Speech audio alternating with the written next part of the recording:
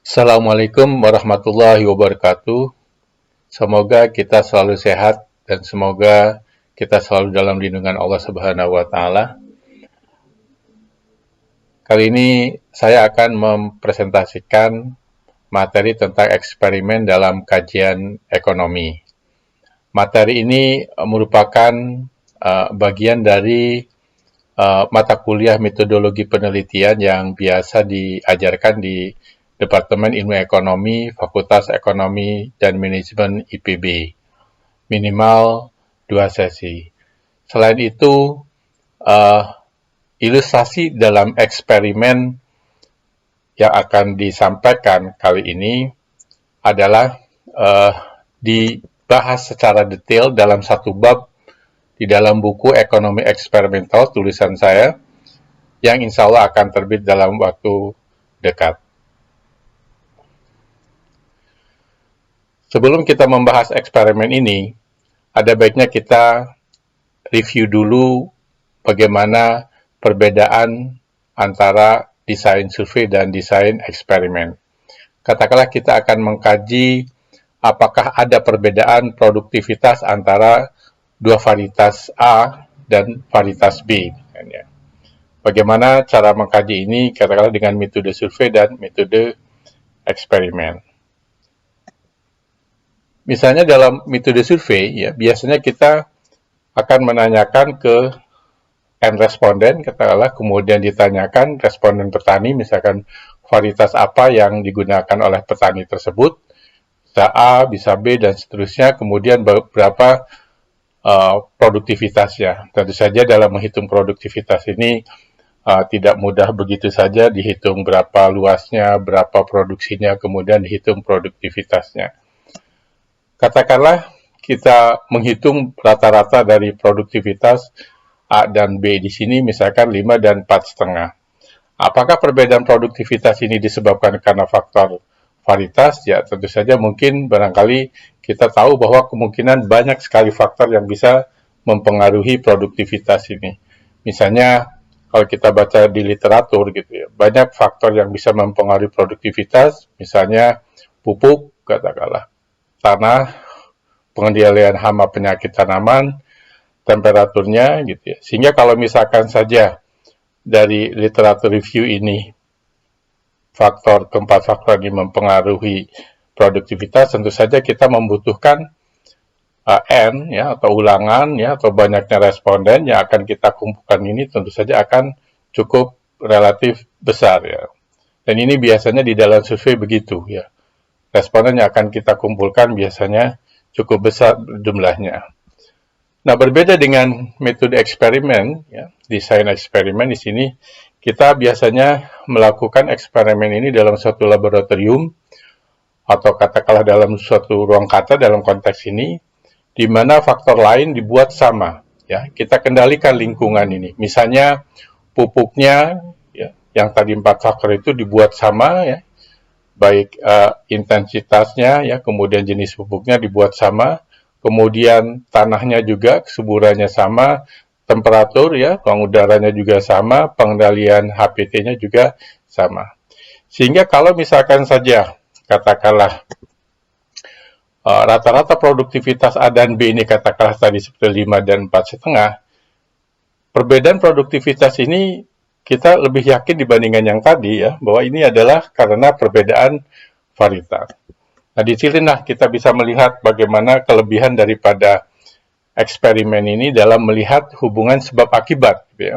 Jadi biasanya di dalam eksperimen ini kita bisa mengendalikan lingkungan, ya, kita bisa mengendalikan lingkungan sehingga kalau misalkan saja terjadi perbedaan respon, ini memang karena perbedaan perlakuan, ya. Sehingga barangkali sifat daripada eksperimen ini relatif lebih baik dalam melihat hubungan sebab akibat. Jadi biasanya telaahnya bersifat analitik, tapi kalau metode survei, ya, misalkan saja seperti yang dilakukan oleh BPS selama ini, biasanya telaahnya bersifat enumeratif, misalkan menduga katakanlah tingkat pengangguran, menduga tingkat kemiskinan. Nah, itulah biasanya yang dipublikasikan oleh BPS dari data yang dikumpulkan melalui metode survei.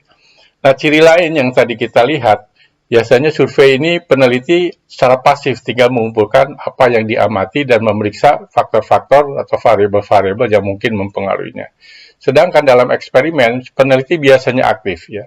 Aktif ini dalam pengertian bagaimana kita mengontrol faktor lain supaya sama, sehingga kalau terjadi perbedaan respon, maka ini memang karena perbedaan daripada perlakuannya ya.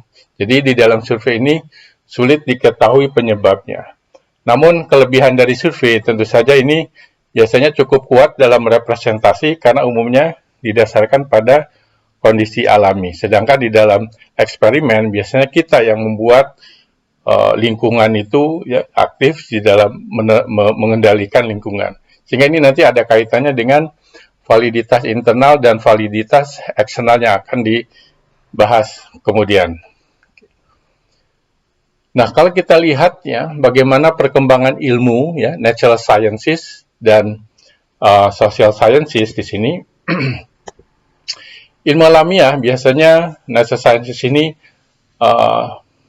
dilakukan menggunakan eksperimen. Metode rancangannya adalah rancangan eksperimen. Sedangkan ilmu sosial umumnya biasanya menggunakan survei. Sehingga kalau kita lihat bagaimana perkembangan kedua ilmu ini ya, natural science dan social science, biasanya kita akan melihat dan memang kita rasakan natural science ini begitu cepat perkembangannya ya, karena selain dalam rancangan pengumpulan datanya menggunakan eksperimen, konsep dan instrumen alat ukur untuk mengukur respon itu relatif jelas ya. Kemudian hasil pengukurannya juga relatif kecil ya. Sedangkan dalam ilmu sosial biasanya konsep itu biasanya relatif bisa agak berbeda ya. Katakanlah tingkat kemiskinan, ya, tingkat pengangguran seringkali ada beberapa peneliti seringkali menggunakan konsep yang berbeda tentang kemiskinan, ya, pengangguran, ada pengangguran terbuka, pengangguran biasa, dan seterusnya. Sehingga di sini akan memberikan implikasi kesimpulannya relatif lebih objektif ya di dalam natural science. Sehingga perkembangan ilmu dalam natural science pun berkembang pesat dibandingkan ilmu sosial. Oleh karenanya dalam ilmu sosial ini kalau ingin perkembangan ilmunya nih relatif juga lebih cepat dari sekarang, ya seyogianya menggunakan metode-metode yang biasa dilakukan di dalam natural science. Nanti kita lihat bagaimana historis berbagai ilmu terkait dengan experimental science ini. Nah, kalau kita lihat ya kedua metode pengumpulan data primer ya menggunakan survei dan eksperimen tadi, ada 3 prinsip dasar ya yang membuat experimental design ini relatif lebih unggul dalam melihat hubungan sebab akibat. Pertama, terutama adalah yang ketiga ini tentang masalah pengontrolan lingkungan, ya, yaitu bagaimana kita membuat faktor lain, ya, lingkungan ini dibuat sama, ya, kita mengenal misalnya ceteris paribus, ya, sehingga kalau misalkan saja ada perbedaan respon, ini benar-benar karena perbedaan perlakuan. Nah, karena faktor lain ini dibuat sama, lingkungan ini dibuat homogen gitu ya, maka di dalam penelitian menggunakan experimental design, biasanya urangannya ini tidak begitu banyak seperti yang dilakukan di dalam metode survei. Nah, kenapa? Karena di dalam metode survei ya, kita melihat bahwa banyak faktor yang saling membaur ya, saling membaur sehingga untuk melihat apakah penyebabnya dari faktor 1, faktor 2, dan seterusnya, biasanya ulangannya cukup besar gitu ya.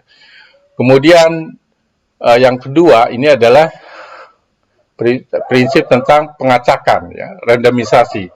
Bagaimana kita mengalokasikan subjek ya atau pelaku eksperimen ini nanti ya ke dalam kelompok yang akan diberi perlakuan atau juga sebaliknya ya. Jadi kita lihat bagaimana ilustrasi dalam pengacakan ini. Di dalam survei pun bisa juga atau sering juga dilakukan pengacakan ketika ngambil responden. Gitu ya.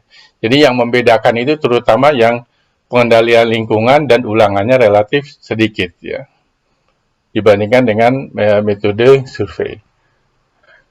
Nah, masalahnya di sini apakah mungkin kita menggunakan eksperimen dalam kajian ilmu ekonomi di situ? Nah, di dalam ini nanti secara ringkas gitu ya, sebenarnya pengendalian lingkungan ini sama saja seperti dilakukan dalam natural science, hanya mungkin di dalam ilmu ekonomi kita menggunakan apa yang namanya kita sebut sebagai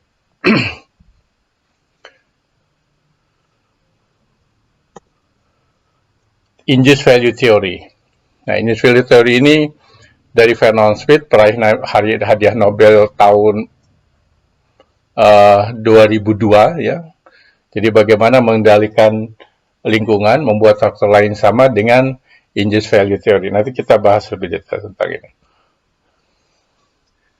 Nah, kenapa sampai sekarang kajian ekonomi jarang menggunakan eksperimen? Karena banyak ekonom mempunyai keyakinan bahwa ilmu ekonomi ini tidak dapat menguji teorinya dengan melakukan eksperimen. Karena menganggap bahwa karakteristik yang dimiliki pelaku ekonomi sangat beragam dan sulit dikontrol, sehingga sulit pula mengambil kesimpulan hubungan sebab akibat karena adanya confounding variable, ya, variabel atau faktor yang saling membaur. Namun di sisi lain, para ekonom sepakat sebenarnya bahwa setiap pelaku ekonomi ini bertindak rasional, ya, dalam pengertian bahwa setiap keputusan selalu mempertimbangkan manfaat yang diperoleh dan biaya yang dikeluarkan. Jadi istilahnya kita membuat keputusan ini biasanya tergantung dari struktur insentif. Tergantung insentif yang akan kita peroleh ketika membuat suatu keputusan. Nah, inilah keluar untuk ide bahwa pelaku ekonomi ini adalah rasional, ya. Kemudian pada tahun 76 Vernon Smith, ya, peraih Nobel dalam bidang ekonomi tahun 2002, mempublikasikan teori yang namanya induced value theory. Jadi di dalam eksperimen nanti kita menggunakan semacam media imbalan, ya, yang tepat, yang memungkinkan si peneliti ini untuk memunculkan karakteristik pelaku ekonomi tertentu, ya, karakteristik pelaku ekonomi tertentu, sehingga karakteristik bawaannya dapat dikendalikan atau tidak berpengaruh lagi, gitu ya. Nah, apabila karakteristik dasar pelaku ekonomi ini sama atau homogen, maka peneliti dapat melakukan eksperimen, ya, karena prinsip dasar pengendalian lingkungan ini sudah dilakukan. Artinya di dalam eksperimen ini si experimental subject, pelaku eksperimen, selalu mempertimbangkan manfaat, ya, benefit atau imbalan yang akan dia peroleh setelah simulasi eksperimen ini dilakukan. Ada 3 syarat cukup dalam induced value theory, ya, jadi dalam prinsip pengendalian ini, yaitu monotonicity, ya, di mana pelaku eksperimen ini selalu menyukai imbalan yang lebih besar. Artinya kalau ada dua keputusan, A memberikan imbalan yang lebih besar daripada B, si pelaku eksperimen akan memilih A.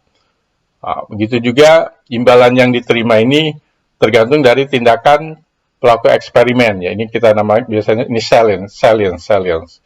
Kemudian tentu saja di dalam eksperimen banyak yang dipertimbangkan pelaku eksperimen, tapi yang mendominasi, ya, dalam mengambil keputusan ini adalah bagaimana mendapatkan imbalan yang paling besar, ya, relatif mengabaikan faktor-faktor yang lainnya. Inilah ada 3 syarat cukup. Jadi kalau ini syarat ini dipenuhi di dalam satu eksperimen, berarti pengendalian lingkungan, ya, di dalam desain eksperimen ini sudah dilakukan. Seperti yang kita jelaskan tadi, jadi kalau misalkan saja kita sudah menerapkan induced value theory di sini, berarti kontrol lingkungan ini sudah dilakukan. Sebagai contoh, misalkan untuk ilustrasi, yaitu misalkan tentang eksperimen untuk mengkaji pengaruh informasi, ya, serta jumlah penjual dalam transaksi pasar. Kita tahu bahwa pasar persaingan sempurna merupakan struktur pasar yang paling ideal karena dianggap sistem pasar ini akan menjamin terwujudnya kegiatan memproduksi barang-barang dan jasa yang sangat tinggi efisiennya dibandingkan dengan struktur pasar yang lain, seperti katakanlah monopoli. Karena sifatnya ini yang seringkali para ekonomi mengharapkan perlu ditertibkannya pasar persaingan sempurna, maka ini seringkali selalu dibahas, ya. Misalkan kalau kita belajar ekonomi atau mikroekonomi, pasti ini dibahas tentang pasar persaingan sempurna. Nah, kemudian kalau kita baca di dalam textbook, nah, syarat dari pasar persaingan sempurna ini misalnya jumlah pembeli dan jumlah penjual banyak. Ya, ini sebenarnya untuk meyakinkan bahwa pangsa pasar dari masing-masing penjual ini sangat kecil sehingga dia tidak mempengaruhi harga. Kemudian adanya kebebasan pelaku ekonomi masuk keluar pasar, produknya relatif homogen. Kemudian yang kadang-kala suka lupa di sini, ini adalah informasinya yang sempurna. Jadi dalam pengertian perfect information ini, setiap pelaku ekonomi, baik pembeli atau penjual, ini mengetahui tentang keadaan pasar, yaitu tingkat harga yang berlaku dan juga perubahan-perubahan harga tersebut. Jadi di sini kita akan melihat di dalam eksperimen ini, bagaimana kalau jumlah penjual ini terutama nanti, kalau 1 orang dan 10 orang, atau mungkin nanti kita lihat cukup 5 orang gitu ya. Kemudian bagaimana kalau informasinya tidak sempurna, ya. Jadi nanti kita bandingkan kalau informasinya sempurna dan informasinya tidak sempurna, bagaimana keragaan daripada pasar ini gitu ya. Kita tahu di dalam, katakanlah di dalam eksperimen nanti kita menggunakan barang atau mungkin katakanlah buah jeruk lah katanya. Supaya ini hanya untuk ilustrasi saja, tentu saja di dalam eksperimen yang lain bisa saja tentang barang yang lain ya, barang yang tahan lama atau yang tidak tahan lama. Tapi kita ilustrasikan untuk yang sederhana ini kita melihat katakanlah transaksi pasar di pasar jeruk misalkan. Kita tahu di dalam pasar persaingan sempurna ini kurva demand ini merupakan bisa di dalam eksperimen ini biasanya sebagai unit value, yaitu nilai yang dianggap oleh si pembeli terkait dengan barang tersebut. Jadi kalau misalkan saja nilai dari barang ini sekian, ya katakanlah 9.500, kemudian harga ini 5.500, berarti dia bisa mengambil surplus konsumen, buyer surplus ini sebesar ini. Begitu juga kalau dari sisi supplier, ya, ini supply ini ya, kurva supply ini sebagai bisa didekati dengan sebagai unit cost-nya, yaitu biaya atau biaya satuan lah. Di sini adalah biaya satuan dari produk ya, seandainya katakanlah unit cost-nya di sini, kemudian harga transaksi katakanlah 5.500, berarti dia akan mendapat keuntungan sebesar 5.500 dikurangi 1.500 ya. Jadi ini adalah buyer surplus, ini seller surplus. Nah, inilah kenapa pasar persaingan sempurna ini pasar yang paling efisien, karena menurut teori ini buyer surplus dan seller surplus ini bisa diperoleh oleh masing-masing pelaku ini. Nah, ini nanti di dalam eksperimen ya, apakah betul ya kalau misalkan saja informasinya sempurna akan diambil semua oleh pembeli tentang buyer surplus ini, begitu juga tentang surplus supplier ini, surplus produsen ini. Nah, apakah efisiensinya kalau ini diambil semuanya, berarti efisiensi pasarnya ini 100%. Tapi misalkan katakanlah dalam pasar monopoli yang hanya dijual oleh satu orang saja, biasanya sebagian daripada buyer surplus ini akan diambil oleh produsen. Nah, nanti akan kita buktikan dalam eksperimen ini. Nah, di dalam pasar persaingan sempurna ini, saya kira banyak daya tariknya, bukan hanya terjadi bekerjanya mekanisme pasar, tapi juga daya tarik ekonomi yang lain. Misalkan saja ada terjadi efisiensi produktif, di mana average total cost-nya ini adalah minimum, kemudian efisiensi alokasi sumber dayanya juga terjadi di mana harganya sama dengan di marginal cost. Tapi nanti kita lihat ini nanti di dalam kesempatan lain.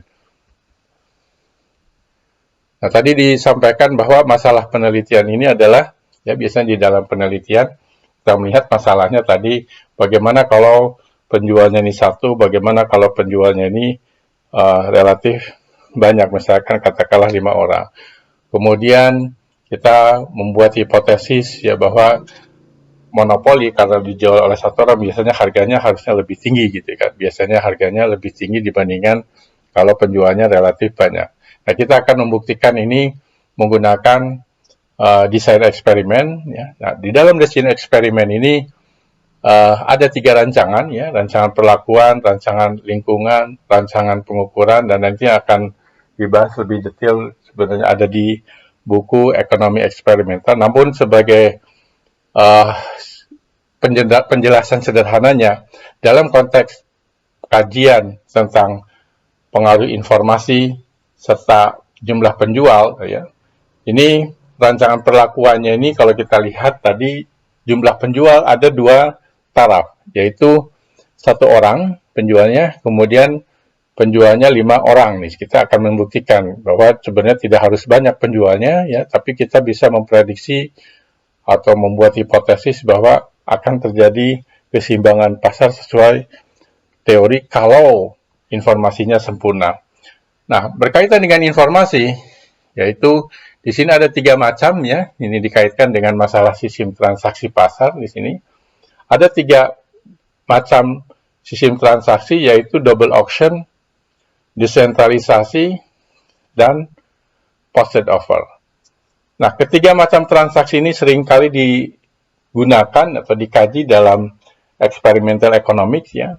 Jadi kalau sistem double auction ini ya sesuai namanya ya, jadi lelang dalam 2 arah ya, di mana setiap penjual dan pembeli sama-sama melakukan tawar-menawar sehingga harga yang terjadi, perubahan harga yang terjadi diketahui oleh semua pelaku ekonomi. Jadi di sini inilah rekayasa di dalam eksperimen untuk menggambarkan perfect information. Kemudian sistem transaksi yang lain yaitu tentang sistem desentralisasi, di mana pembeli dan penjual bebas dan aktif mencari pasangannya untuk melakukan tawar-menawar harga ya atas suatu barang ya.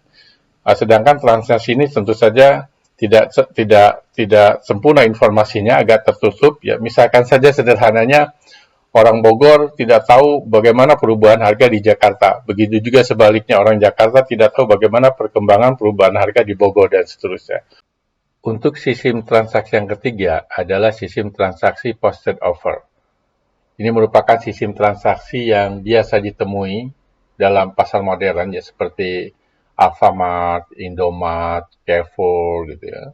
Jadi biasanya di bidang usaha retail dan distribusi di mana harga telah dipasang ya, oleh penjual, kemudian ditawarkan kepada pembeli. Dan pembeli tinggal memilih apakah memang mau dibeli atau tidak gitu ya. Jadi ini sesuai namanya posted offer, jadi harganya sudah diposting, tinggal pembeli ini mau membeli atau tidak gitu ya.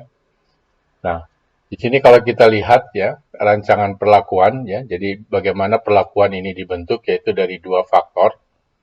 2 faktor, yaitu pertama faktor tentang jumlah penjual, yaitu ada 1 penjual, 1 orang, kemudian ada beberapa penjual, yaitu 5 orang. Kemudian yang kedua adalah sistem transaksi, yaitu tadi ya sebagaimana yang dijelaskan, double auction, desentralisasi, dan posted offer. Sehingga rancangan perlakuan ini gitu ya, terdiri dari 6 kombinasi perlakuan ya. Ini ada 2 perlakuan, ini 3 perlakuan, sehingga ada 6 kombinasi perlakuan. Nah, hipotesis ya terkait kenapa faktor ini dikaji, karena sebagaimana disampaikan di awal ya, dari kajian ini kita punya hipotesis bahwa harga di pasar monopoli lebih tinggi dibandingkan di pasar persaingan bersempurna gitu.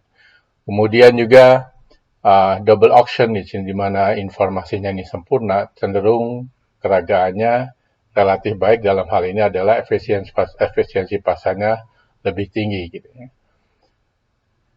Kemudian bagaimana eksperimen ini dilakukan, apa saja yang akan kita amati ya.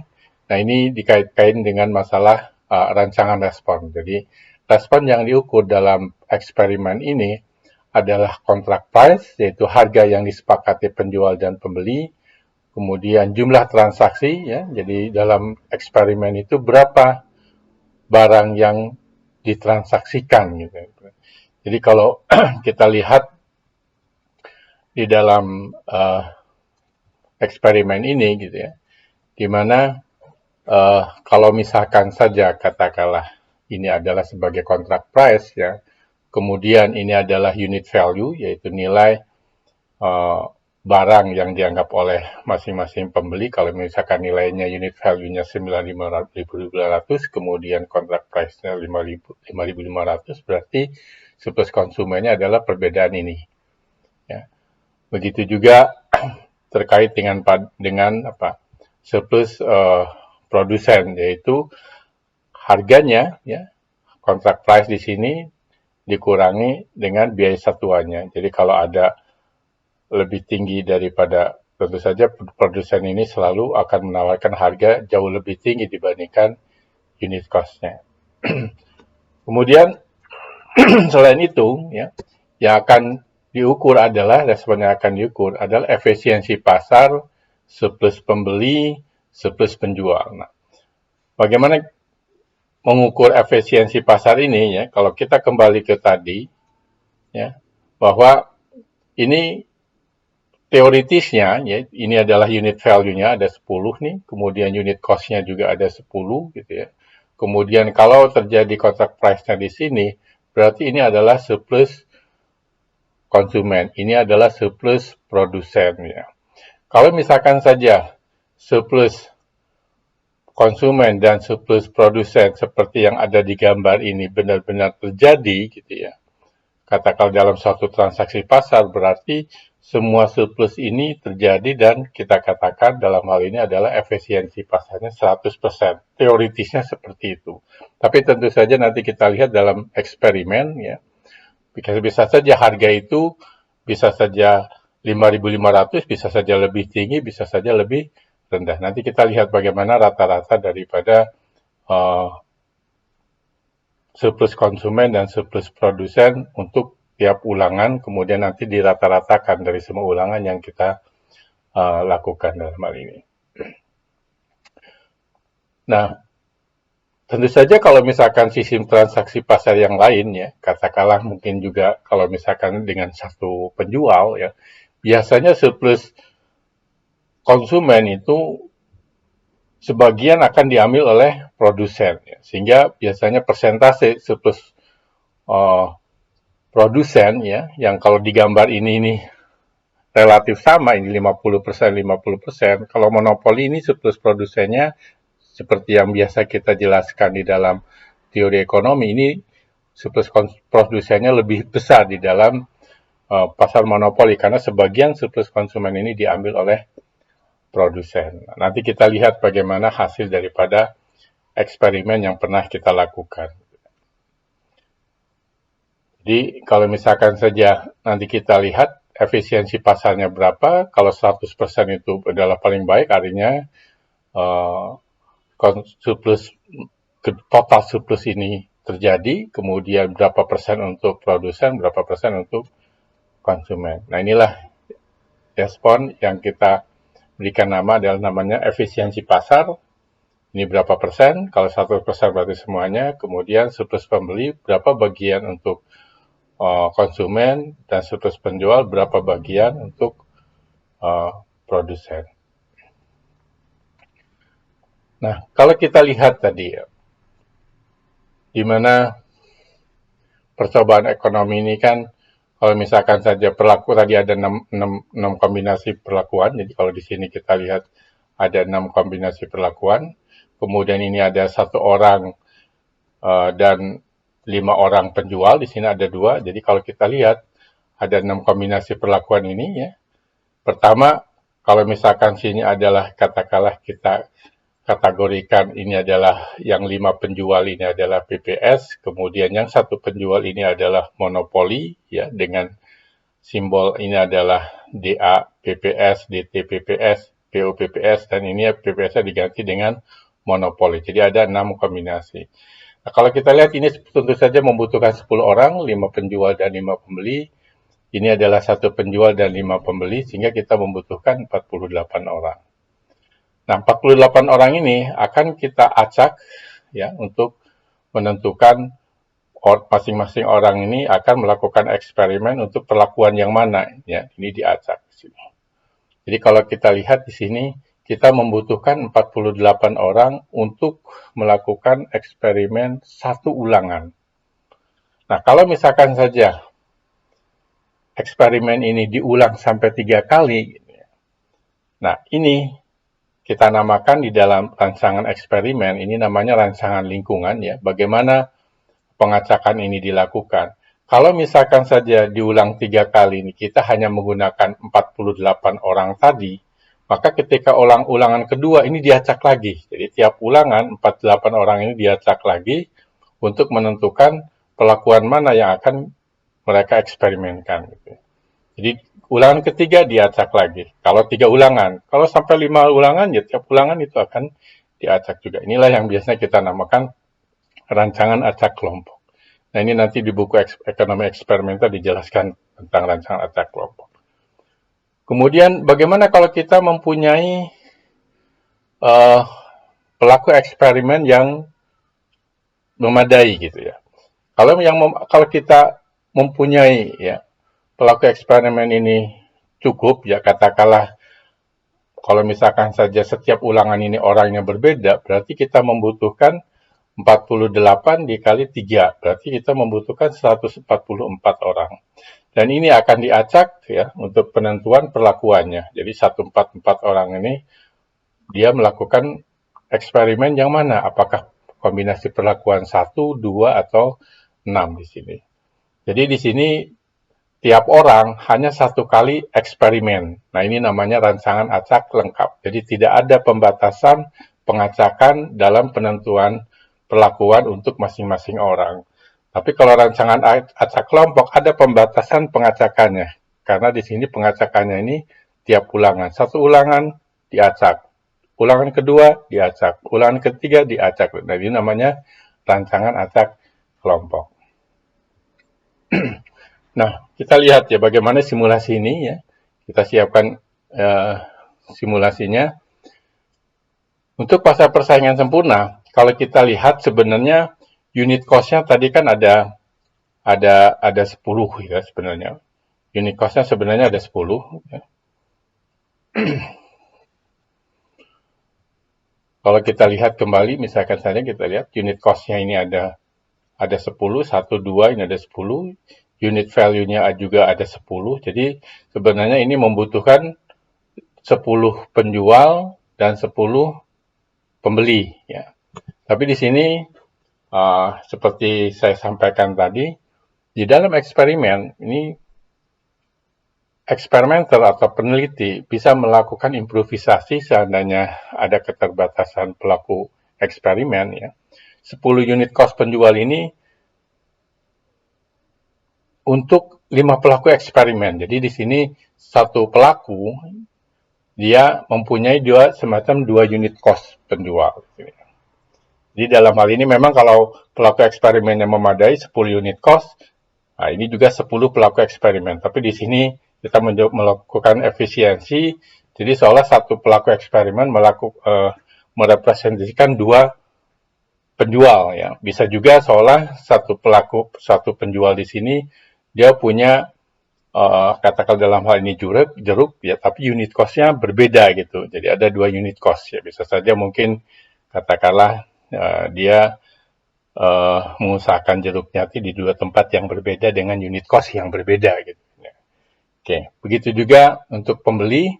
Di sini sebenarnya membutuhkan 10 pembeli karena ada 10 unit value, tapi ini kita lakukan efisiensi, satu pelaku itu seolah merepresentasikan 2 pembeli atau satu pelaku ini merepresentasikan atau mempunyai 2 unit value jeruk.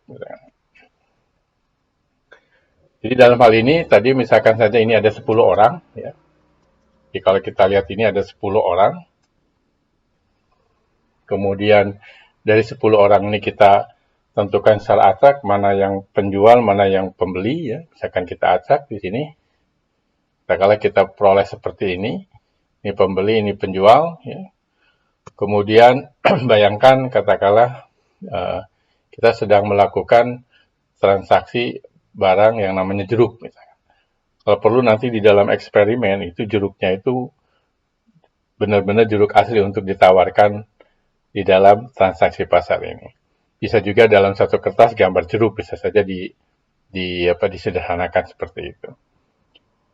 Nah, bagaimana nanti di dalam eksperimen ini untuk menentukan berapa uh, imbalan yang akan diperoleh masing-masing pelaku eksperimen, ya. Misalkan saja untuk penjual. Penjual di sini tadi, sebagaimana saya sampaikan, akan mendapat 2 buah jeruk, ya. 2 buah jeruk dengan 2 unit cost tadi, ya. Karena ada 2 unit cost, dia 2 buah jeruk. Masing-masing jeruk memiliki unit cost yang sudah ditentukan. Jadi unit cost ini adalah harga minimum yang rela ditawarkan untuk menjual barang tersebut. Tentu saja dalam hal ini penjual akan menentukan harga yang lebih tinggi daripada unit cost supaya mendapatkan keuntungan yang biasa kita namakan di sini adalah surplus producer, yaitu kontrak price-nya dikurangi unit cost. Ya.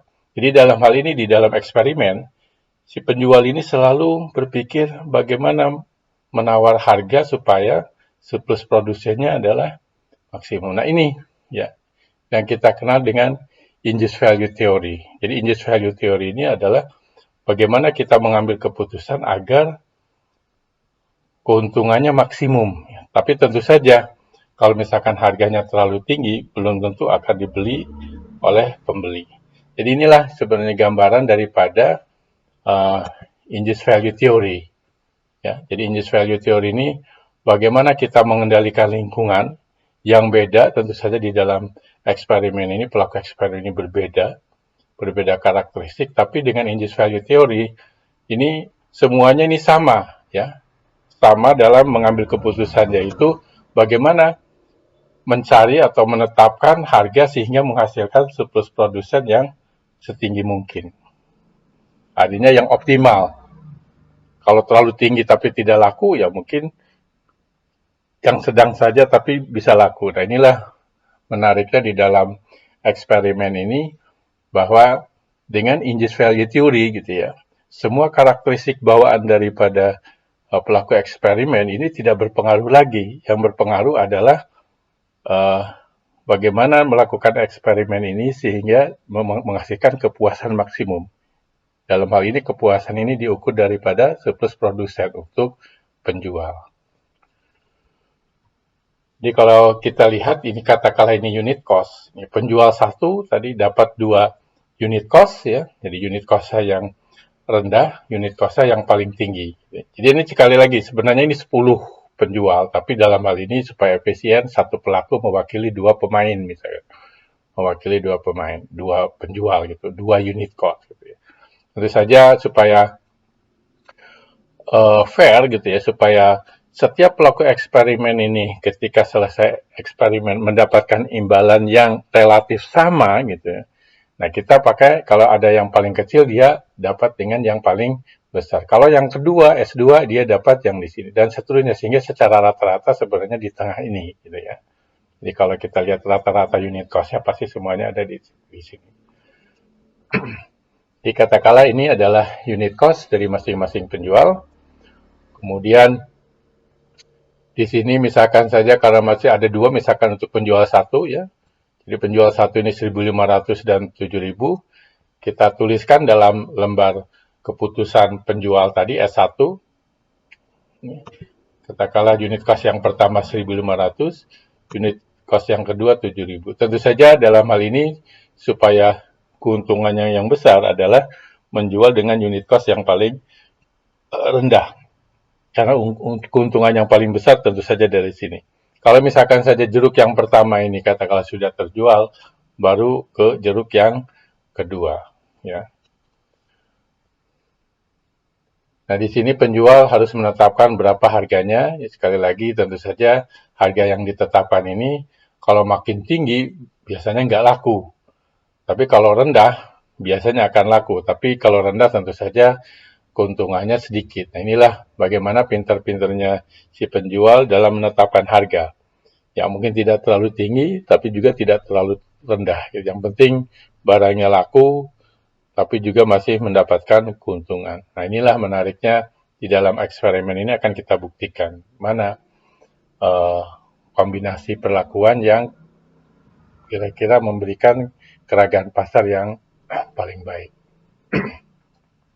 Jadi nanti di sini pertama jeruk pertama tentukan kalau misalkan ini sudah terjadi transaksi baru jeruk yang kedua. Begitu juga penjual yang lain. Yang pertama dulu baru yang kedua. Yang pertama dulu baru yang kedua dan seterusnya. Katakanlah ini penetapan harganya misalkan saja. Kemudian untuk menentukan berapa surplus produsen ya, katakanlah harganya adalah di sini. Tentu saja surplus produsen untuk penjual pertama ini yang merah ini ya. Surplus penjual contoh ini hanya contoh saja. Kemudian yang surplus penjual yang kedua ini dapat surplus sebesar daerah kuning ini ya, dan seterusnya ini yang hijau dan seterusnya. Nah, bagaimana dengan pembeli? Pembeli juga sama di sini, hanya pembeli di sini adalah keuntungan maksimumnya, kepuasan maksimumnya adalah dihitung daripada unit value, yaitu harga maksimum yang rela dia keluarkan untuk mendapatkan barang tersebut, karena ini adalah unit value yang dianggap oleh si pembeli. Kemudian berapa harga transaksinya. Tentu saja si pembeli ini akan menawar harga serendah mungkin supaya mendapatkan kepuasan maksimum, yaitu dihitung dari surplus konsumen, yaitu unit value-nya dikurangi dengan harga kontraknya. Gitu. Nah, tapi ini juga tentu saja bagaimana pintar-pintarnya pembeli dalam menawar harga. Kalau harganya rendah, belum tentu akan diberikan oleh si penjual. Kalau harganya tinggi, ya peluang untuk mendapatkan barang itu tinggi, tapi tentu saja surplus konsumennya akan rendah. Jadi bagaimana pintar-pintarnya si pembeli dalam menawar harga. Ini juga sama ya. Jadi setiap pelaku eksperimen mendapatkan 2 unit value. Jadi seolah mewakili 2 pelaku ekonomi. Oke. Jadi kalau kita lihat ini katakanlah ini adalah unit value-nya, kemudian untuk buyer pertama atau demander pertama ini yang paling tinggi dan paling rendah, yang kedua paling tinggi kedua dan paling rendah kedua dan seterusnya. Sehingga kalau misalkan saja kita tuliskan di sini ya, bagaimana pembeli yang pertama buyer 1 atau demander 1 unit value-nya dapat 2. Ini untuk jeruk pertama 9.500, ini yang kedua 4.000. Nah, tentu saja keuntungan yang paling besar itu ketika unit value-nya tinggi. Jadi sama dengan penjual, transaksikan dulu ya, yang pertama ini unit value yang pertama, kemudian yang kedua. Jadi sekali lagi ini hanya untuk efisiensi, pelaku eksperimen ini seolah mewakili 2 pelaku ekonomi atau 2 pembeli dalam hal ini. Misalkan ini merupakan unit value-nya, kemudian bagaimana menghitung unit value ini sama seperti yang tadi disampaikan, yaitu bagaimana perbedaan antara unit value dengan contract price. Ini adalah surplus konsumen. Yang pertama, ini khusus konsumen yang kedua dan seterusnya. Sehingga nanti kalau kita lihat ya, seandainya sesuai teori seperti ini, dan ini terjadi, maka kita akan mendapatkan efisiensi pasar 100%. Kalau begini terjadinya. Tapi kita lihat nanti tergantung informasinya apakah sempurna atau tidak ya dan seterusnya. Penjualnya hanya 1 orang atau mungkin banyak dan seterusnya. Ini nanti kita lihat bagaimana efisiensi pasar ini. Nah, kemudian kita lakukan sistem transaksi. Tadi dijelaskan faktor sistem transaksi ini ada 3, yaitu sistem transaksi double auction, desentralisasi, dan posted offer. Pertama, untuk double auction, ini adalah sistem pelelangan 2 arah. Ini menggambarkan perfect information, di mana semua informasi diketahui oleh publik, yaitu oleh penjual dan pembeli ya, dalam auction ini, dalam pelelangan ini. Jadi misalkan saja ini antara pembeli dan penjual, tadi yang sudah kita acak bagi 2. Kemudian dia menawarkan, misalkan saja dari penjual ini dia menawarkan harga misalkan saja 3.000. Kenapa 3.000? Karena dia harus lebih tinggi daripada unit cost ya. Kemudian ditawar misalkan saja oleh pembeli 2.000 Bisa terjadi transaksi, bisa juga tidak. Kalau misalkan tidak diberikan, mungkin ada yang nawar lagi. Misalkan ini, kalau pembeli dia akan menawarnya makin lama makin tinggi, gitu ya. Kalau penjual tentu saja makin lama makin rendah. Ya, karena 2.300 tidak diberikan oleh penjual ini, kemudian ada yang menawar lebih tinggi lagi, ya, lebih tinggi lagi. Kemudian ternyata disetujui. Oke, jadi ada deal nih. Jadi ada terjadi transaksi antara penjual ini dan pembeli yang di sini. Oke. Nah, kalau misalkan sini ini sudah terjual, berarti ini masuk ke jeruk yang kedua, gitu ya. Karena yang pertama, pelaku yang pertama sudah selesai, tinggal yang keduanya, soal di jeruk yang keduanya. Nah, kemudian transaksi lagi, ya, tawar-menawar lagi, misalkan saja. Ini tidak harus ini, yang lain juga bisa, gitu. Tinggal pilih mana yang duluan, gitu. Nah, tentu saja nanti dalam prakteknya, ya, kalau misalkan kita lakukan ini secara manual, gitu kan, bisa saja yang mau menawar pertama harus tunjuk tangan dulu ya. Oke, misalkan ini yang menawar 8.000, kemudian ditawar, ya kadang-kala mungkin langsung penjual lain menawar juga, tapi tentu saja harganya harusnya lebih rendah. Karena kalau harga lebih tinggi, yang ini saja tidak laku gitu, sehingga harus lebih rendah supaya ada yang mau gitu kan. Nah, kemudian ada juga langsung penjual yang menawarkan lebih rendah lagi 3.000, kemudian langsung diambil oleh pembeli ini. Terjadi transaksi ya. Dan seterusnya ini tawar-menawar ini, jadi kalau kita lihat ya, ketika tawar-menawar, semua pelaku ekonomi ya tahu persis berapa harga yang ditawarkan oleh penjual, berapa harga yang ditawar oleh pembeli juga. Semua tahu informasi ini. Inilah kita kenal dengan double auction ya, pelelangan dua arah. Dan ini juga semacam rekayasa untuk menggambarkan perfect information ya. Jadi informasi ini diketahui oleh semua publik ini. Jadi ini terjadi ya, transaksi misalkan ada seterusnya. Sampai tidak ada yang ditransaksikan lagi ya. Terus katakanlah ini sampai sama saja, bisa saja semuanya terjadi transaksi, bisa saja dari 10 jeruk itu yang ditransaksikan bisa saja hanya 5, 6, 7, atau 8. Nah, setelah itu dicatat oleh peneliti, ini misalkan ini struktur pasarnya apa, aturan perdagangnya apa, ini ada 6 kombinasi perlakuan. Misalkan tadi 3.000. Ini kodenya, ini penjual pertama 3.000, kemudian ini adalah dari ditawar oleh pembeli pertama 2.000, kemudian juga oleh pembeli keempat menaikkan tawarannya, kemudian pembeli kelima menaikkan juga, katakanlah deal gitu. Disetujui, berarti ini setuju antara pembeli kelima dan penjual pertama 2.500. Ini dicatat, berarti terjadi kontrak price-nya 2.500, baru satu barang yang terjadi, dan seterusnya ya. Semuanya kita lihat bagaimana proses itu terjadi, dicatat. Dan ini menarik bagi peneliti, bagaimana pergerakan tawar-menawar bisa juga diamati, ya, bagaimana pergerakan daripada rata-rata kontrak price dari ulangan ke-1, kedua, ketiga, dan seterusnya bisa diamati dari catatan ini. Oke. Nah, masing-masing transaksi itu dicatat oleh masing-masing individu yang melakukan transaksi. Misalnya, katakanlah dengan kontrak price misalkan 2.500, kemudian unit cost-nya 1.500, bagi penjual ini akan mendapatkan profit 100.000. Kemudian kontrak price yang 4.500 ya, sedangkan unit cost yang 4.000, dia akan mendapatkan 500. Sehingga dia akan mendapatkan total keuntungan pada ulangan pertama untuk penjual ini adalah sebesar 1.000 ditambah 500. Begitu juga untuk pembeli, seandainya dia mendapatkan unit value 7.500, kemudian harga transaksinya 5.000, tentu dia akan mendapatkan keuntungan 2.500. Kemudian kalau unit value yang kedua 7.000, harga transaksi 4,5, dia akan mendapatkan profit 2.500 ya. Nah, inilah surplus konsumen. Sehingga pada ulangan pertama ini, seandainya 2 jeruk itu didapatkan oleh pembeli, dia akan mendapatkan imbalan reward ya dari peneliti nanti sebesar 2,5 ditambah 2,5 sekitar 5.000, dia mendapatkan uang dari peneliti setelah eksperimen ini selesai.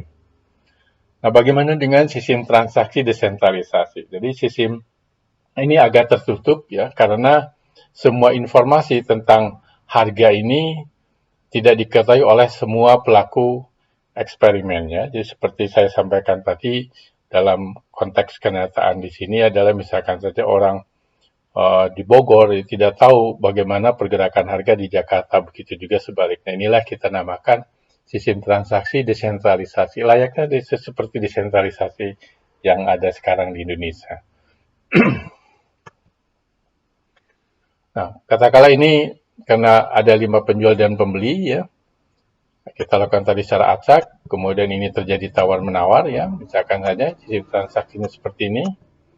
Jadi masing-masing, ini ada 5, masing-masing cari pasangan ya. Artinya, ketika mereka lakukan transaksi, orang ini nggak tahu. Ya, begitu juga sebaliknya. Jadi di masing-masing tawar-menawar sampai terjadi transaksi. Dan bisa saja penjual bisa berpindah-pindah gitu ya, bisa pindah ke, kalau misalkan dia tidak terjadi transaksi bisa pindah ke sini dan seterusnya. Jadi masing-masing punya pasangan untuk tawar-menawar ya, dan seterusnya. Ini adalah sistem desentralisasi. Ini agak tertutup karena tidak semua publik tahu yang dilakukan, apa yang ditawarkan oleh pelaku yang lain. Sampai tidak ada transaksi lagi. Nah, kemudian bagaimana dengan posted offer ya, yang biasa terjadi di dalam pasar modern sekarang. Jadi harga itu sudah diposting ya, seperti di Alfamart atau di Indomart ya, kemudian pembeli tinggal bebas apakah mau membeli atau tidak gitu kan. Jadi misalkan saja dalam hal ini adalah pembeli, tentu saja kita harus undi dulu, karena kalau tidak diundi pasti mereka ini akan rebutan membeli barang dengan harga yang paling murah. Jadi di dalam eksperimen ini kita acak, katakanlah yang mendapatkan adalah pembeli yang di sini, kemudian dia siap belanja, kemudian dia membeli. Tentu saja yang dibeli adalah barang dengan harga yang paling rendah. Dia memilih mana yang paling rendah, katakanlah tentu saja adalah yang ini misalnya. Ya dapat, kemudian yang paling rendah berikutnya yang mana? Dia tentu saja yang ambil yang 3.500. Nah ini sudah dua ya, karena mewakili dua unit value. Ini selesai. Gitu juga nanti datang pembeli kedua. Dan seterusnya ya. Dan ini seterusnya bisa saja dua-duanya dibeli, bisa juga hanya satu saja ya. Jadi tergantung unit value yang diperoleh atau ditentukan oleh secara acak oleh peneliti. Dan seterusnya sampai tidak ada lagi transaksi. Nah kemudian selanjutnya masing-masing penjual dan pembeli menuliskan jumlah imbalannya, ya rewardnya, ya seperti yang tadi dijelaskan. Kemudian bagaimana kalau penjualnya hanya satu, ya kita kenal dengan pasar monopoli. Dalam pasar monopoli di sini sebenarnya sama tadi struktur pasarnya, ya ada 10 unit cost, ada 10 unit value, tapi 10 unit cost ini ya diberikan kepada satu pelaku eksperimen, ya karena ini yang menjual seolah ini adalah satu penjual, yaitu monopolis di sini. Sedangkan yang 10 unit value seperti tadi dijelaskan ini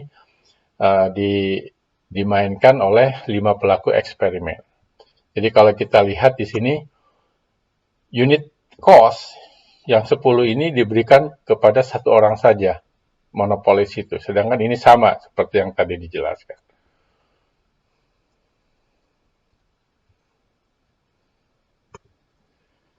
Jadi untuk monopoli, karena ada monopoli ini pelakunya hanya 6 orang saja, ini hanya 6 saja. Kemudian dari 6 ini kita acak, siapa yang penjual, siapa pembeli, kata ini dia hasil pengacakannya seperti ini ya. Ini adalah penjual, ini adalah pembeli. Kemudian kita lihat bagaimana transaksi yang terjadi ya. Misalkan saja tadi sudah kita jelaskan bagaimana menentukan unit cost, ditentukan oleh peneliti, kemudian tawar-menawar berapa harganya, berapa surplus produsennya. Oke. Untuk monopolis, dia harus menetapkan harga jualnya. Tentu saja di sini ada 10, dan yang dijual tentu saja yang paling murah dulu, seperti yang tadi dijelaskan berapa. Kalau ini sudah laku, baru jeruk yang kedua. Kalau ini sudah laku, baru jeruk yang ketiga, dan seterusnya. Sampai semuanya terjual. Tapi bisa saja yang terjual ini hanya sebagian saja, tidak harus 10-10. Tergantung apakah akan dibeli oleh pembeli atau tidak. Untuk pembeli ini sama, tadi sudah dijelaskan, yaitu dia mendapatkan unit value tertentu, 2 unit value, kemudian dia menawar harga, dan kepuasan yang akan dia peroleh ada di surplus konsumen, yaitu unit value dikurangi harga yang ditawarkan pembeli. Di bagaimana transaksinya ini hampir sama dengan yang tadi, tapi di sini di dalam transaksi ini hanya satu penjual. Double auction ya tadi sudah dijelaskan, ini adalah rekayasa untuk menggambarkan perfect information. Jadi misalkan ini adalah penjual satu orang nih monopolis, kemudian dia menawar, dia menjual katakanlah 3.000, ini adalah dengan unit cost 1.500, tentu saja ini harus lebih tinggi. Kemudian ada yang menawar 2.000 ya. Bisa diberikan, bisa juga tidak. Kemudian mungkin ada lagi, dia akan menurunkan harganya 2.500, ya. Kemudian ada lagi, langsung diambil oleh pembeli ini. Terjadi transaksi. Begitu juga seterusnya, curug yang kedua ditawarkan. Ya. Kemudian apakah mau dibeli atau tidak, ya tinggal terjadi tawar-menawar, ya, seperti yang tadi sudah dijelaskan. Dan seterusnya sampai tidak ada terjadi transaksi lagi.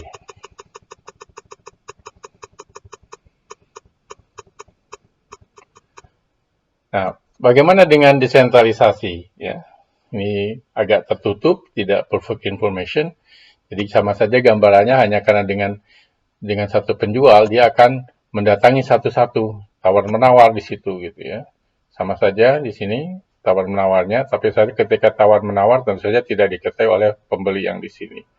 Dan seterusnya sampai terjadi transaksi. Bisa saja kalau tidak terjadi transaksi ya, bisa saja dia pergi ke pembeli yang lainnya, kemudian tawar-menawar, dan seterusnya. Inilah namanya sistem transaksi desentralisasi, sampai tidak terjadi lagi ada transaksi lagi. Bisa terjual semuanya, bisa juga tidak terjual semuanya. Dan ini bagaimana pinternya monopolis, ya, supaya mendapatkan keuntungan yang sebesar mungkin. Artinya di dalam teori biasanya kita menjelaskan bagaimana dia mengambil surplus konsumen. Apakah terjadi atau tidak, nanti kita lihat hasilnya.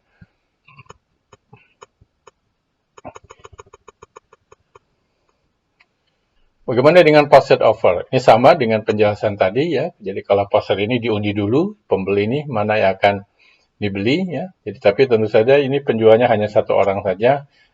Dia hanya membeli pada satu pembeli aja. Setelah diundi, katakanlah dia akan siap belanja. Kemudian tinggal dia lihat ini 3.000, membeli atau tidak ya. Seperti inilah, katakanlah di Alfamart, harganya 3.000, dibeli atau tidak. Kalau dibeli, dibeli. Kalau tidak ya nggak jadi gitu kan. Katakanlah di sini langsung dibeli satu. Kemudian yang kedua dibeli nggak? Nggak. Dan seterusnya. Itu juga dan seterusnya ya. Pembeli yang kedua, dia beli atau tidak, beli. Yang kedua bisa saja dibeli dan seterusnya. Dan seterusnya sampai tidak ada terjadi transaksi. Ya, kemudian menuliskan imbalannya, ya, rewardnya di dalam lembar keputusan. Misalkan saja untuk monopolis ya, karena dia kontrak price ditentukan oleh dia, kemudian unit cost oleh peneliti. Seandainya ini terjadi, transaksi seperti ini dia akan mendapatkan profit 1.000. Dan seterusnya sampai 10 jeruk itu terjual atau tidak. Kalau terjual tinggal dihitung bagaimana surplus produsennya. Kemudian ini adalah untuk pembeli, sama dengan yang tadi ya, perhitungannya. Kalau misalkan terjadi transaksi dengan harga 3.500, sedangkan unit value bagi pembeli tersebut untuk barang jeruk tadi 7,5, maka dia dapat surplus konsumen sebesar 4.000. Ya, begitu juga untuk jeruk yang kedua, dia mendapatkan surplus konsumennya 2,5. Jadi ulangan ke-1 dia akan mendapatkan 4.000 tambah 2.500. Nah, bagaimana hasilnya? Ini pernah dilakukan oleh mahasiswa bimbingan kami, ya. Jadi dulu pernah waktu kami baru melakukan eksperimen pertama kali di sini. Kalau dulu ini teoritisnya bukan 5.500 tapi 550. Ini sekitar tahun waktu saya pulang selesai belajar sekitar tahun 98 ya. Jadi sekitar sepersepuluhnya lah dulu, satu jurus itu sekitar 550. Ini teoritisnya. Ya. Kemudian ini adalah harga yang terjadi di ulangan ke-1, ulangan kedua. Jadi dulu kita mencoba ulangan ini sampai 5 kali. Sampai 5 kali. Kemudian ini terjadi transaksi pasar atau tidak itu. Nah, untuk double auction, ya, pasar persaingan sempurna, ini maksudnya penjualnya nih tadi ada 5. Ini bagaimana pergerakannya dari ulangan ke-1 sampai ulangan ke-5 di sini. Kita lihat di sini sudah semuanya mendekati di harga teoritis gitu ya. Ya bahkan di ulangan ke-5 itu semuanya hampir menyamai ke 550. Ya, sedangkan posted offer gitu ya. Ini penjual ini mungkin akan menentukan pertama kali tinggi dulu ya dan seterusnya gitu ya. Ini ke harga teoritisnya itu perlu waktu lama di situ ya. Perlu waktu lama untuk mencapai harga keseimbangan. Berbeda dengan double auction yang informasinya sempurna tadi. Ya. Nah, begitu juga bagaimana dengan pasar monopoli, ini cenderung untuk yang double auction ya, dengan satu penjual, di mana satu penjual dan pembeli ini tahu persis bagaimana perubahan harga dalam tawar-menawar. Ini harganya tinggi di sini ya.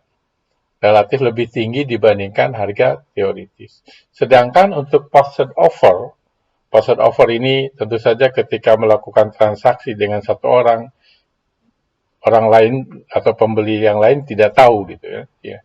Dan ini tidak setinggi harganya di double auction gitu ya. Dan kalau kita buat summary ya, summary daripada hasil eksperimen ya dari 6 kombinasi perlakuan tadi ya. Jadi untuk 5 penjual ini untuk satu penjual ya, ini desentralisasi double auction posted offer ya dan seterusnya. Nah, yang paling tinggi efisiensi pasarnya ini adalah untuk double auction yang perfect information tadi ya, yang merupakan rekayasa untuk perfect information. Dan harga kontraknya ya rata-rata harga kontraknya ini mendekati harga teoritis ya, jadi nggak signifikan lah ini. Ini rata-ratanya hampir sama dengan harga teoritis. Harga teoritisnya, jadi kalau tadi ini 550, secara rata-rata ulangan 1, kedua, dan 1 sampai 5 ini sekitar ini, mendekati. Kemudian jumlah transaksi pun antara 7 dan 8 ini sama juga antara 7 dan 8 di sini. Oke. Nah, kalau misalkan saja kita lihat untuk yang monopolis ya satu penjual ini relatif harganya rata-rata harganya relatif lebih tinggi daripada harga teoritis. Jadi memang seperti teori yang pernah kita baca juga di dalam mikroekonomi cenderung harganya tinggi untuk monopoli. Nah, kemudian bagaimana ya efisiensi pasar? Artinya berapa persen ya surplus yang diperoleh di dalam eksperimen ini ya untuk double auction ya dengan 5 penjual tadi ya yang merupakan katakanlah representasi dari pasar persaingan sempurna tadi ini hampir mendekati 100% gitu. Jadi semua surplus konsumen dan penjual itu ya hampir mendekati teoritisnya gitu. Kemudian bagaimana pembagian surplus tadi itu relatif sama antara penjual dan pembeli. Dan memang kita lihat tadi itu simetris ya, surplus konsumen dan surplus penjualnya. Nah, berbeda dengan monopoli untuk perfect information ya. Di situ ini juga paling besar ya di antara kombinasi perlakuan yang lain, tapi tentu saja masih lebih kecil. Dan pembagiannya ini cenderung penjual ya seller surplus ini lebih tinggi, jauh lebih tinggi dibandingkan buyer surplus, consumer surplus, surplus konsumen di sini. Jadi memang ini sesuai teori penjual ini mengambil sebagian besar dari surplus konsumen. Ya. Begitu juga untuk posted offer di sini. Nah, ini banyak sebenarnya yang menarik dari hasil kajian ini ya yang bisa dibaca di buku Ekonomi Eksperimental. Pemirsa yang saya muliakan, setelah kita lihat bagaimana ilustrasi eksperimen dalam transaksi pasar ini, gitu ya, ternyata kita bisa membuktikan ya bagaimana sistem transaksi ini terjadi dan apakah prediksi dari teori ekonomi yang sering kita bahas di kelas, ya, di mana kalau misalkan saja ada model kurva supply seperti ini, seharusnya harga keseimbangannya ada di sini, katanya. Dan selama ini, sebelum ada perkembangan ekonomi eksperimental ini, ya, kita sulit untuk membuktikan bagaimana harga keseimbangan terjadi di sini. Jadi di titik potong antara kurva supply dan demand ini. Ya, tadi sudah disampaikan dengan sistem transaksi pasar double auction di mana ada informasinya ini sempurna, ya. Ini bisa dibuktikan bahwa harga keseimbangan pasar terjadi di titik perpotongan supply dan demand dan juga kuantitas keseimbangannya di titik perpotongan dua kurva ini, ya. Nah, dari ilustrasi ini, ya, yang tadinya banyak orang beranggapan tidak mungkin kita menggunakan eksperimen dalam kajian ekonomi, gitu ya. Dan setelah kita lihat bagaimana bisa dibuktikan, kita bisa menggunakan eksperimen untuk membuktikan titik keseimbangan itu di mana dengan sistem dengan menerapkan Induced Value Theory dari Vernon Smith di sini, kita bisa membuktikan, gitu ya, bahwa dengan eksperimen kita bisa membuktikan prediksi teori ekonomi yang selama ini kita bahas di kelas.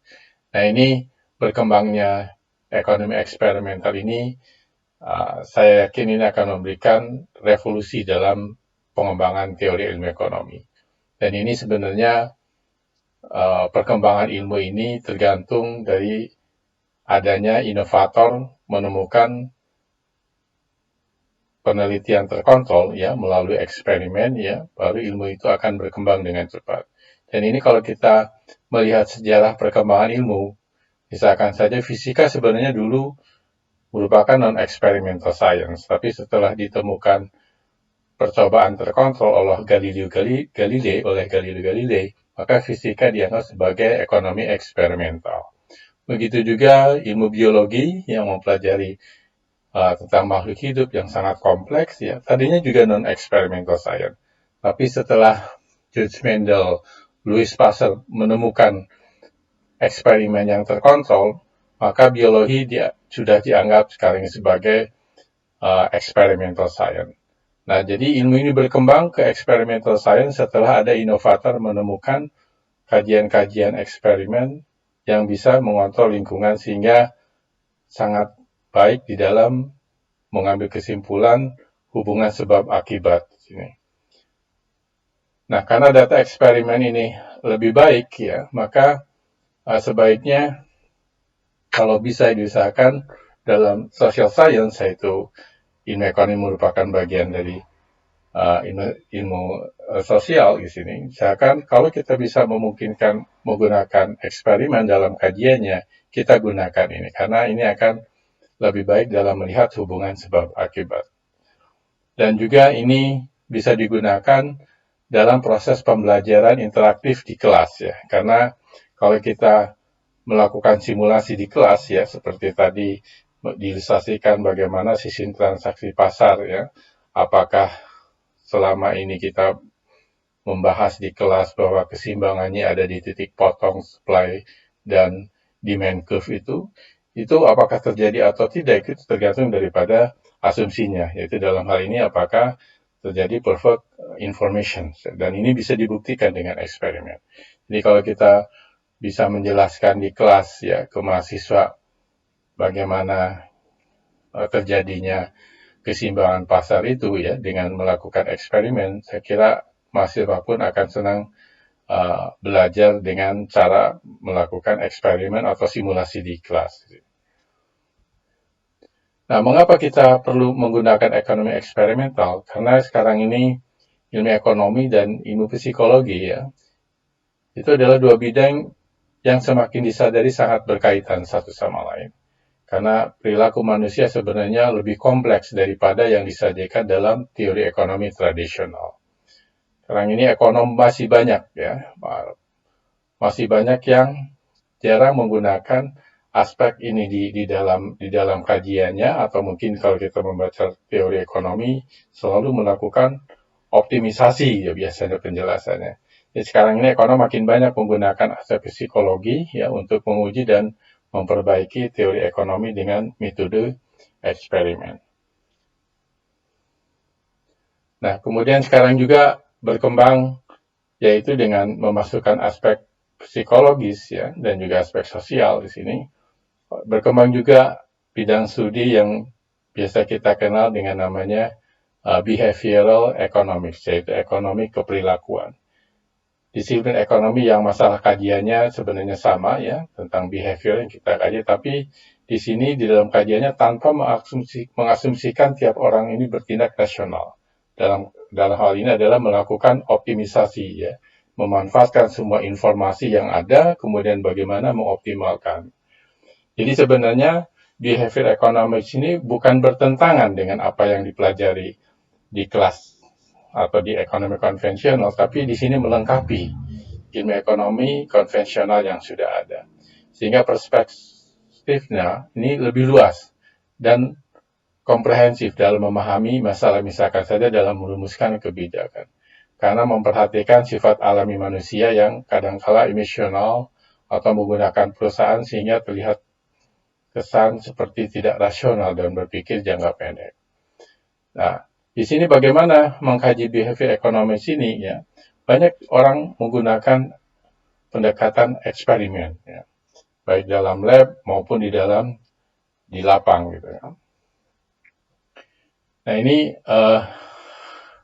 implikasi hasilnya bisa saja akan berbeda dengan standar economics yang selama ini kita belajar dari buku teks. Nah, dari ilustrasi ini sebenarnya bidang studi experimental economics ini berkembang bersamaan dengan bidang behavioral economics. Ya. Karena banyak kajian experimental economics sebenarnya dari behavioral economics itu sendiri gitu ya. Dan ini dua-duanya ini akan berpotensi membantu para perumus kebijakan ya, dan juga kajian ekonomi ini kalau kita menggunakan eksperimen ya, artinya kita menggunakan experimental economics ini sama saja kita secara implisit sedang mengkaji behavioral economics juga gitu ya. Nah, banyak orang berpendapat behavioral economics ini mengasumsikannya tidak rasional ya. Banyak ini saya kira kalau ingin bahas lebih jauh lagi ini ada di buku ekonomi eksperimental yang sebentar lagi terbit ya. Tapi menurut hemat saya ini sebenarnya manusia itu bersifat rasional ya, tapi rasionalitas manusia ini dibatasi oleh informasi yang dimiliki ya, termasuk kaitannya dengan aspek psikologi dan juga cara analisisnya, serta keterbatasan kognitif pikiran manusia ya, pikiran kita dan waktu yang tersedia di dalam membuat keputusan. Nah, inilah yang biasa kita kenal dengan bounded rationality ya. Jadi rasional manusia itu sebenarnya tidak sesederhana seperti di dalam model ekonomi konvensional. Karena dalam ekonomi konvensional biasa manusia selalu melakukan optimisasi. Karena dengan memanfaatkan semua informasi kita bisa melakukan optimisasi. Padahal dalam kenyataannya tidak semua manusia, tidak semua pelaku ekonomi mempunyai informasi yang lengkap, yang sempurna gitu ya. Begitu juga cara menganalisisnya berbeda, begitu juga keterbatasan kognitif pikiran juga berbeda, termasuk juga waktu yang tersedia. Sehingga keputusan dalam jangka pendek, menengah, dan panjang pun bisa berbeda dalam konteks ini. Nah, apa yang bisa kita petik dalam eksperimen tadi ya, untuk pengembangan behavioral economics atau ekonomi keperilakuan. Di dalam buku kami di sini, dalam buku saya, itu tiap chapter ya, tiap pokok bahasan tentang eksperimen itu selalu ada satu bab yang namanya lesson learned ya. Jadi misalkan saja untuk ilustrasi eksperimen yang sudah kita bahas tadi ya dalam eksperimen transaksi pasar, di sini terlihat bahwa pelaku umumnya hati-hati dalam mengambil keputusan agar memperoleh keuntungan yang sebesar mungkin. Jadi di sini biasanya manusia cenderung khawatir dengan adanya potensi kerugian atau enggan mengambil risiko kehilangan keuntungan atau kehilangan manfaat yang besar. Inilah yang kita kenal dengan loss aversion atau risk aversion ya. Jadi biasanya orang enggan mengambil risiko, nggak mau kehilangan keuntungan yang besar, sehingga kebanyakan di dalam eksperimen transaksi pasar itu orang selalu hati-hati di dalam mengambil keputusan. Tapi sebenarnya ada juga pelaku yang cepat berani mengambil keputusan ya. Jadi misalkan dalam konteks ini penjual langsung menurunkan harganya supaya laku, begitu juga pembeli langsung menaikkan harga tawarnya relatif besar sehingga bisa membeli ya, supaya cepat terjadi transaksi daripada kedahuluan pelaku yang lain. Yang ketiga, ya, kalau kita lihat tadi, ternyata dari 6 kombinasi perlakuan, ya, sistem transaksi double auction di sana menggambarkan informasi yang sempurna, itu sudah cukup bisa memprediksi bahwa keseimbangan pasar itu terjadi di titik potong kurva supply dan demand. Ya. Jadi ini merupakan sebenarnya syarat cukup daripada pasar persaingan sempurna adalah perfect information itu sendiri. Dan di sini sudah dibuktikan tidak harus jumlah penjual itu banyak ya. Dengan 10 penjual yang diefisienkan menjadi 5 penjual itu bisa dibuktikan bahwa prediksi teori pasar persaingan sempurna itu bisa dibuktikan dalam eksperimen ini. Makin sempurna informasinya, maka semakin cepat mencapai kondisi keseimbangan pasar ya. Dan ini sangat diharapkan ya. Misalkan saja implikasi kebijakan ini ya, agar efisiensi pasar terjadi, maka infrastruktur harus memadai sehingga para pelaku ekonomi, ya, termasuk petani, perlu mendapatkan informasi yang dibutuhkan. Nah, kalau informasinya tidak sempurna, katakanlah biasanya penjual ini punya informasi lebih lengkap dibandingkan pembeli, ini biasanya disebut sebagai informasi yang asimetrik. Dan ini bisa mengakibatkan berbagai kondisi yang merugikan, misalnya mistrust, adverse selection, moral hazard, dan juga free rider. Kemudian di dalam eksperimen tadi, dalam ilustrasi yang sudah dijelaskan, harga pasar monopoli cenderung lebih tinggi daripada harga pasar persaingan sempurna. Jika monopolis mengetahui informasi mengenai preferensi konsumen dan berusaha memanfaatkannya, maka dapat meraih sebanyak-banyaknya surplus produsen. Dan ini juga akan memberi implikasi bahwa dalam konteks di Indonesia ini sudah ada semacam komisi pengawas persaingan usaha yaitu KPPU, karena ini sangat diperlukan agar terwujud iklim persaingan usaha yang sehat dan adil. Nah, yang jadi seringkali kenapa ekonomi eksperimental ini berkembang tidak cepat, karena banyak orang berpendapat di dalam eksperimen ini seringkali menggunakan mahasiswa sebagai pelaku eksperimen. Sebenarnya ini merupakan alasan yang sangat fair ya. Kenapa? Karena di dalam eksperimen itu unit eksperimen atau dalam hal ini pelaku eksperimen ini harus homogen ya.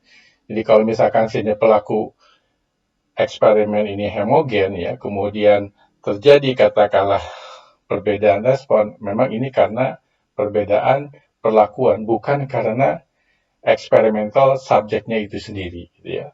Nah, kenapa mahasiswa ini seringkali jadi pelaku eksperimen ya di sini karena dia sangat siap ya di dalam melakukan eksperimen dan dengan insentif atau imbalan yang asal katakanlah setelah eksperimen dia dapat uang bisa untuk 1 atau 2 kali makan pun akan senang ya. Atau kita kenal dengan oportunitasnya tidak terlalu tinggi sehingga kita bisa menggunakan mahasiswa sebagai pelaku eksperimen.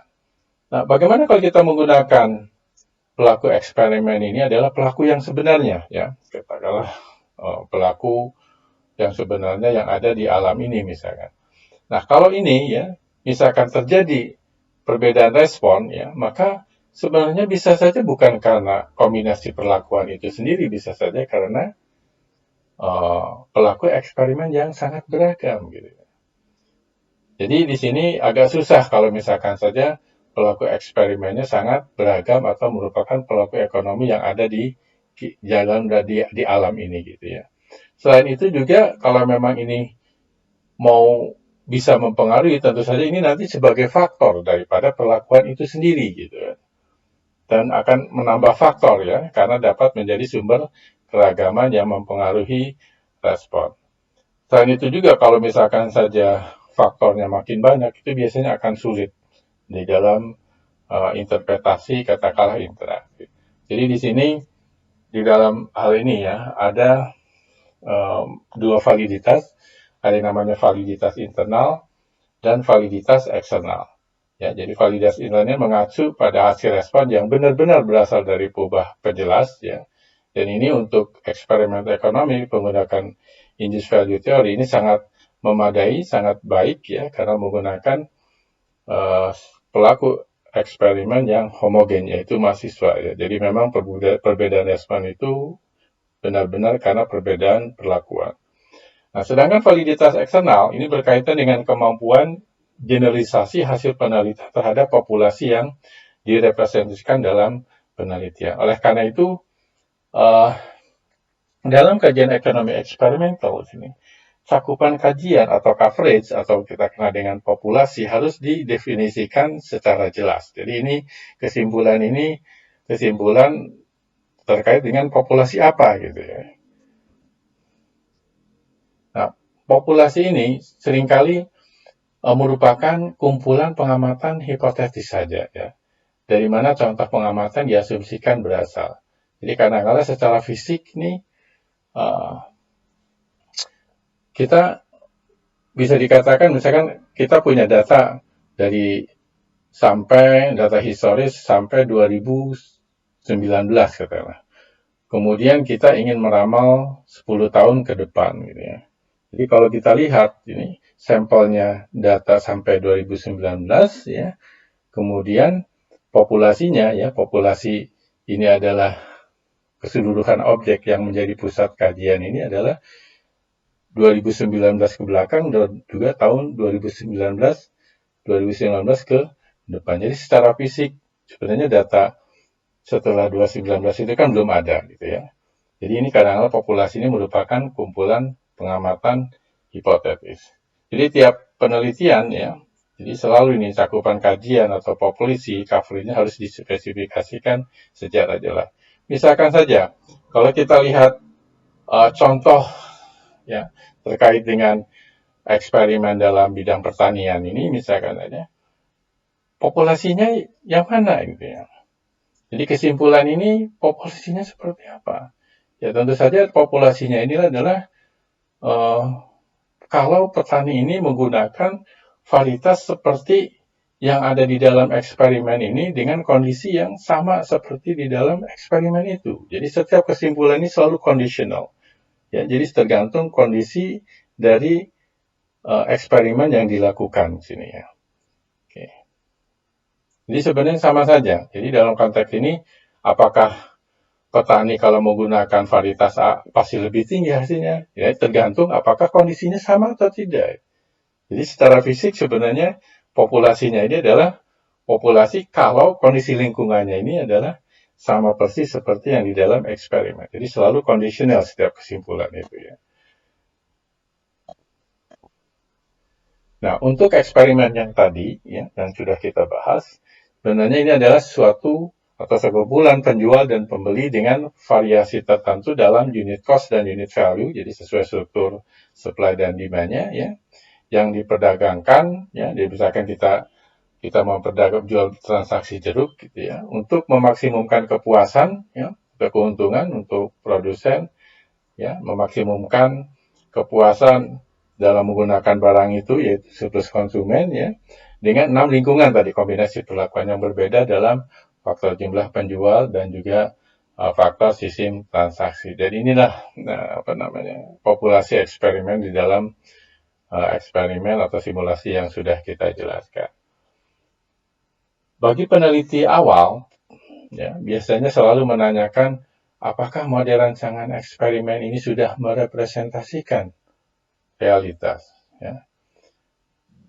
Dalam bidang apapun, sebenarnya kita sulit mereplikasikan persis sama dalam satu lab ya, yang menggambarkan lingkungan di lapangan yang sebenarnya sangat beragam, sangat kompleks, karena di situ banyak faktor yang bisa mempengaruhi.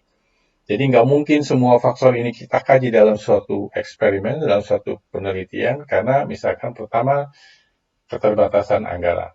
Kedua, kalau ada interaksi antara faktor ini sulit ditafsirkan, ya. Sehingga biasanya kita melakukan penyederhanaan atau abstraksi, ya, suatu model dengan melakukan tahapan, misalkan dengan 2 faktor dulu, kemudian 3 faktor, ada tambahan 1 faktor lagi, ya, 1 faktor lagi, tambah lagi, dan seterusnya.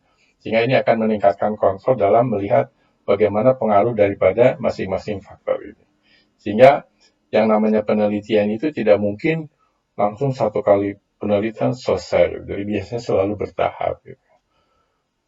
Nah, kenapa experimental economics ini belum berkembang pesat, ya, terutama katakanlah di Indonesia? Karena di sini masih banyak, ya, ilmuwan atau ekonom Indonesia yang terindoktrinasi atau brainwash lah, katakanlah ini, berpendapat bahwa ekonomi ini adalah non-experimental science.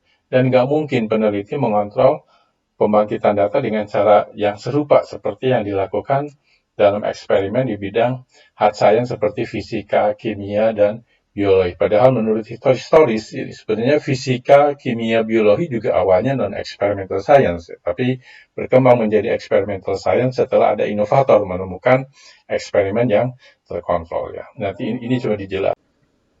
Pemirsa yang saya muliakan, setelah kita membahas panjang lebar, ya, simulasi eksperimen tentang transaksi pasar, apa sebenarnya definisi daripada experimental economics yang merupakan suatu disiplin ekonomi yang sudah berkembang jauh, di mana kita bisa mendefinisikan bahwa eksperimental ekonomi adalah disiplin ilmu ekonomi yang metode kajiannya menerapkan desain eksperimental, menggunakan pelaku eksperimen yang dimotivasi untuk mendapatkan imbalan uang tunai, yaitu berdasarkan induced value theory, yang merepresentasikan insentif yang diperoleh pelaku ekonomi dalam realitas, yaitu ketika mengambil suatu keputusan, sehingga karakteristik bawaannya ini bisa dikendalikan. Metode eksperimen ini bisa digunakan untuk bukan hanya menguji berbagai teori ekonomi saja, tapi juga bisa mengembangkan berbagai teori ekonomi dan juga mengkaji atau mengevaluasi suatu kebijakan baik yang sudah diimplementasikan, ya, bisa juga yang belum diimplementasikan. Dan terakhir, experimental economics ini bisa digunakan untuk proses pembelajaran ilmu ekonomi sehingga mahasiswa senang dalam belajar ekonomi. Ekonomi eksperimental ini biasanya akan membantu kajian, ya, jadi mengkaji suatu fenomena yang sulit diamati secara alami, ya. Misalnya, katakanlah di dalam buku eksperimental saya yang akan terbit nanti, ada beberapa kajian, misalkan kajian tentang kepatuhan membayar pajak. Ya, kita nggak mungkin melakukan kajian dengan metode konvensional, misalkan saja apakah saudara patuh dalam bayar pajak, ya. Itu juga tentang efek denominasi, gitu, ya. Misalkan kita mau mengkaji denominasi untuk mencetak denominasi yang besar, katakanlah 200 ribuan, gitu, bagaimana pengaruhnya terhadap belanja. Nah, sedangkan denominasi atau uang rupiah yang besar ini, yang 200 ribu ini belum ada. Nah, kemudian bagaimana pengaruh redenominasi, gitu, ya. Termasuk juga kajian tax amnesty. Ini adalah kajian yang sulit kita lakukan menggunakan metode yang konvensional. Jadi, lagi-lagi semuanya ini bisa kita lakukan dengan metode eksperimental. Ada varian terkait dengan desain eksperimen yang sering diterapkan dalam ilmu sosial, yaitu kuasi eksperimen, ya, yang sebenarnya kurang menerapkan induced value theory. Jadi di sini kenapa disebut kuasi eksperimen? Karena eksperimen ini seolah menerapkan pengendalian lingkungan ini, ya. Jadi seolah menerapkan pengendalian lingkungan ini umumnya dilakukan di lapang. Dalam kuasi eksperimen perlu banyak ulangan karena banyak karakteristik bawaan atau lingkungan pelaku eksperimen dapat mempengaruhi respons hasil, ya, sehingga harus dikendalikan dan diperhatikan pengaruhnya sebagai covariat, bukan sebagai perlakuan yang diberikan, dan perlu dikaji dalam studi. Nanti di dalam analisis ragam, ya, di dalam buku saya yang nanti akan terbit, ini nanti covariat ini dipisahkan sebagai sumber keragaman sehingga pengaruh faktor pelakuan dapat teridentifikasi lebih baik lagi. Demikian kajian ilmu ekonomi menggunakan pendekatan eksperimen. Semoga bermanfaat. Sampai ketemu di topik yang lain. Terima kasih. Assalamualaikum warahmatullahi wabarakatuh.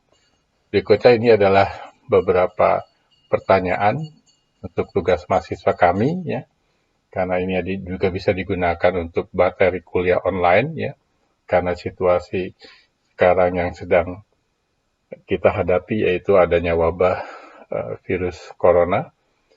Ini ada beberapa pertanyaan, ada 10 pertanyaan yang harus dijawab oleh mahasiswa, ya. Jadi ini dianggap sebagai 2 sesi kuliah dengan memahami penyampaian materi eksperimen dalam kajian ekonomi.